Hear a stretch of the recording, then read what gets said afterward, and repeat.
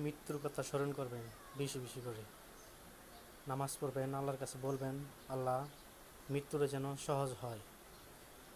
আল্লাহর কাছে বলবেন আল্লাহ মৃত্যুটা কি তুমি সহজ করে দিও, কারণ মৃত্যুর যন্ত্রণা বড় কঠিন যন্ত্রণা। এই যন্ত্রণা থেকে বাঁচার জন্য ভালো নেক আমল দরকার, ভালো সহযোগী, মানুষের পাশে দাঁড়াবেন, মানুষের কখনো কোনো দিন ক্ষতি করবেন না, তাহলে আপনি ভালো কিছু, মৃত্যুটা আপনার সহজ হয়ে যাবে। বাইরে এই দুনিয়াটা সব সব কিছু ছেড়ে চলে যেতে হবে।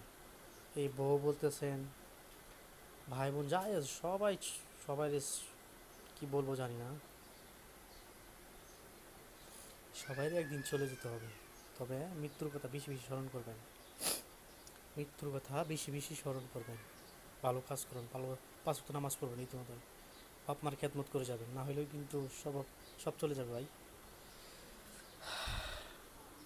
মনে মনে আল্লাহরে ডাকবেন, নবীর উপর, প্রিয় নবীর উপর দরুদ পড়বেন।